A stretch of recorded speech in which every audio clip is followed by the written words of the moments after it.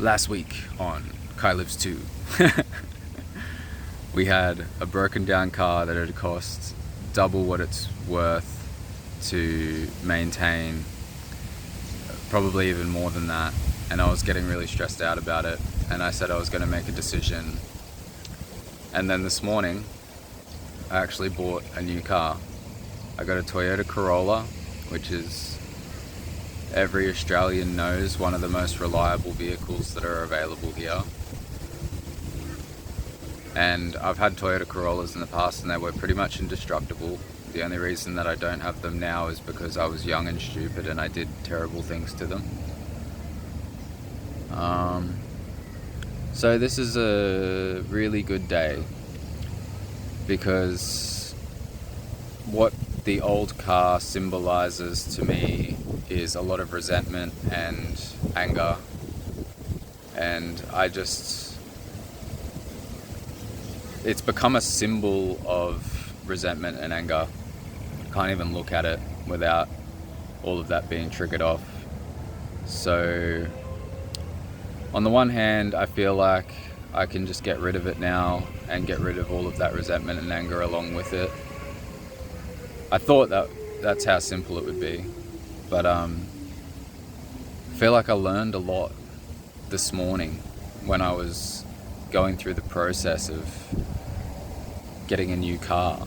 Like I got an Uber to this different neighborhood, and the whole vibe of the place was just totally unique, and I felt myself acknowledging that I was in a totally new experience. And I just felt like I've been stuck in this loop of resentment and anger around this vehicle, just because it's been so fucking useless and it's caused so much stress and drama and financial issues. And then I get to this new place and I just had this sense that I've been going around in this loop and I've been choosing it.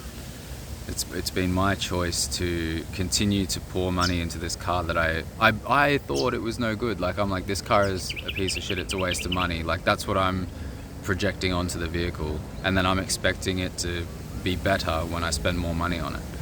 So I was choosing it. And I think in the last journal I was saying, am I just creating all of this myself? Probably. And now today I would say absolutely. Not probably, absolutely. I was the one that was perpetuating the cycle of the broken down car that I was spending all this money on, and it was never going to be fixed because it's just one of those cars it's never going to be very good. It's been thrashed, it's been abused, and it's just, everything is worn, everything is old, and it's had its time.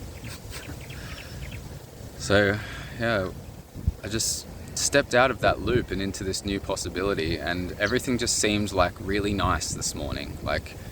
Beautiful sunrise, and I got an Uber to a coffee shop that I'd never been to, got a coffee, and I walked up the hill towards the address, and there's a dog park and all these beautiful dogs are all playing, and the sun's still just on it, enough of an angle. It's not sunrise, but it's that early morning sun, and everybody's just at that peak moment of the morning where they're just excited to start their day with their dogs, and people got coffees and things, and I'm just going oh, this is really nice. And then I walk into this beautiful neighborhood that I've never been into before.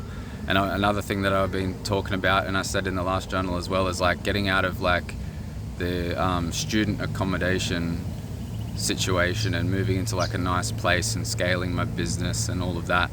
And I'm walking through this beautiful neighborhood that I didn't even know existed. Actually, I knew it existed, but I was oh, it's a cheap neighborhood. It's it's not very nice, but it's must be halfway through being gentrified or whatever, because it's looking beautiful. It felt like a home. It felt really nice. Families would be there. Just walked past the dog park, saw all of that. The coffee shop was all happy, smiling people with good vibes.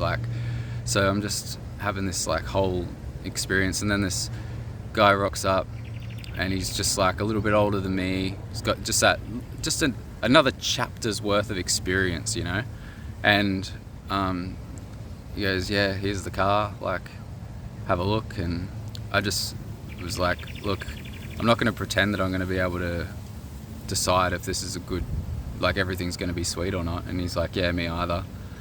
And he was just a really genuine dude, and he just leveled with me and told me like all of the issues and stuff, and just like laid it all out for me so I knew what I was buying. And I really appreciated that after like the experience that I've just had with the car that I've had. And he's like, yeah, I would never sell a lemon. Like, a lemon is, I don't know around the world what that means, but in Australia a lemon is like a car that's useless. Like the car that I have now, the car that I just replaced is a lemon. Like, it's just an unfixable car.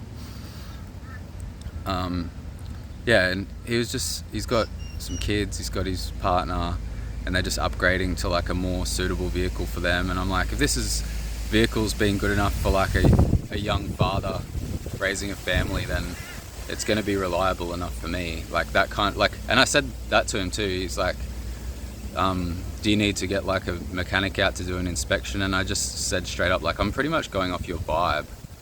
And that's when he just said, oh, like, okay, let's be really honest then. And he just told me like the history of the car and like what is to be expected, and all the knowledge that he had about it, even though he's not really mechanically minded either. And it just, yeah.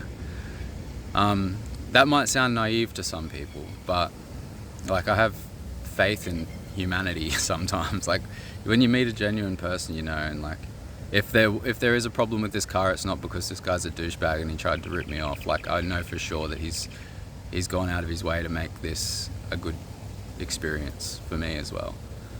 And turns out 2022, you can just transfer the registration on your phone and transfer the money on your phone.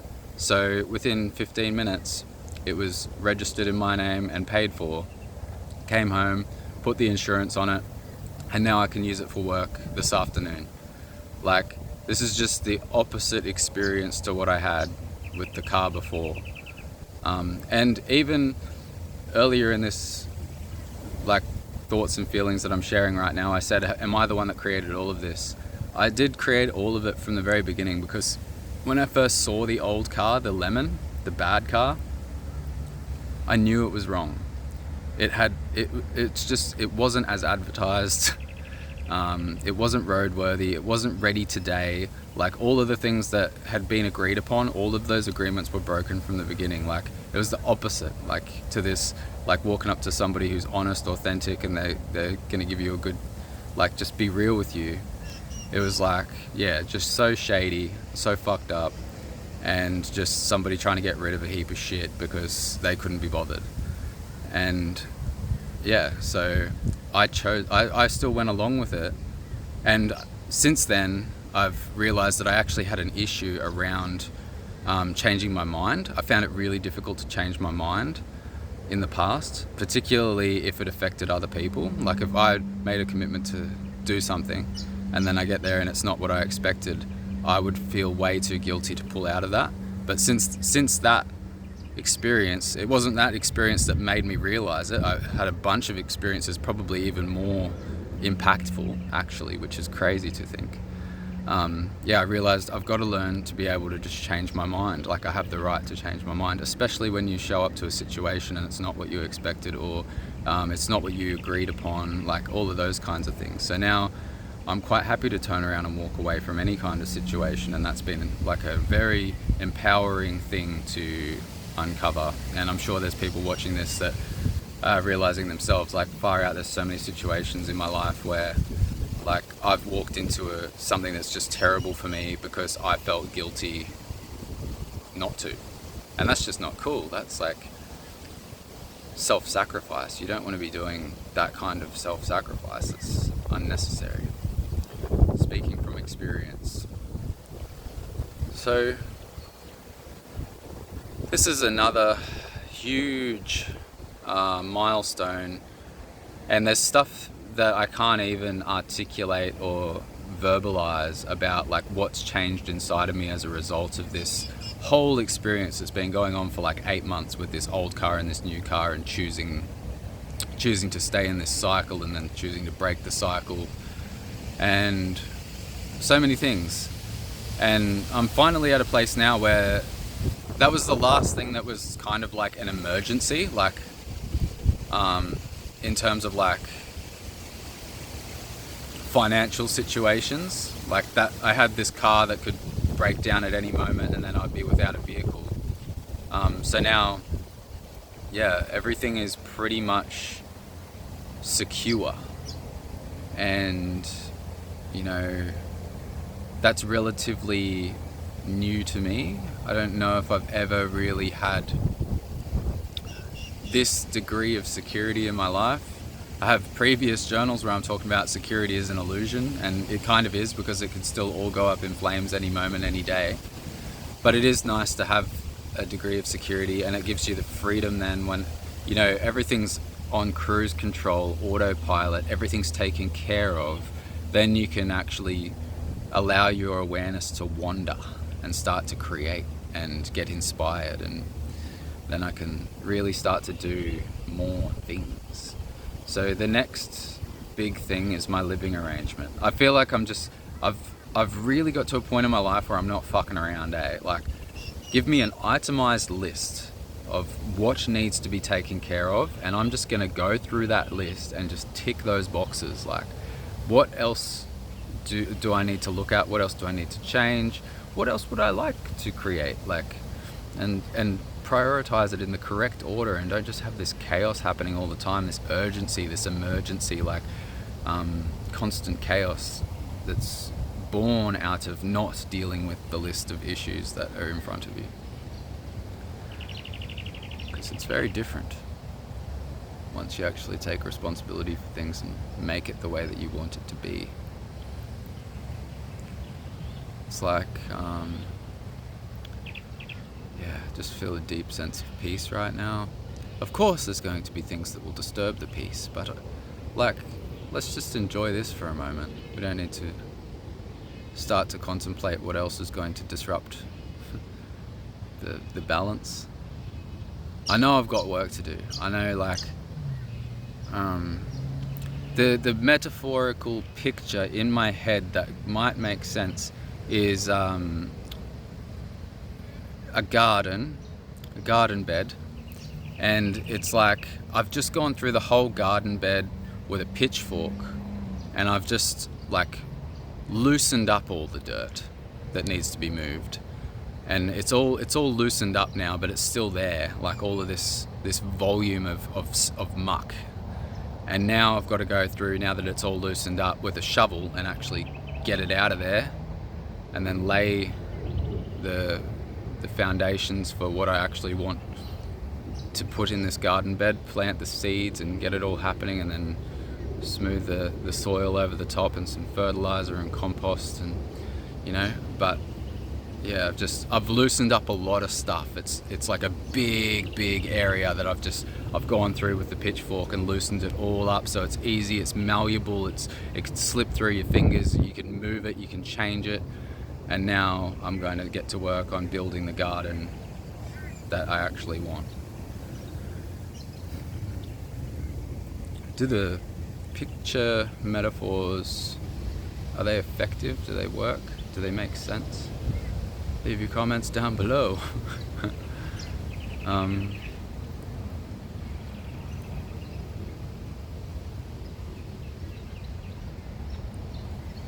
Yeah. There's a fear in me whenever I'm like, yeah, I made a good choice and big change and bought a new car, where I'm like, what if it wasn't a good choice? I wonder what that is. I wonder what that part of me is that's like, because I do it with a few different things as well. Like if I got on here and I met like a beautiful woman and I started telling you all about her, I would immediately feel so insecure and vulnerable, and like, what if I'm just imagining that this is really incredible? But I think that may be a bit separate. But the similarity there is like, I just got this car. I don't know if it's actually going to be way better than the old car, so I'm hopeful that it's going to be, and I'm saying that I made the right choice by not continuing to be stuck in the resentment and anger about the old car, but I might just end up with another car that's got heaps of issues. I can't see that happening. But if that does happen, then there's something much deeper here that I need to look at. Like, why am I?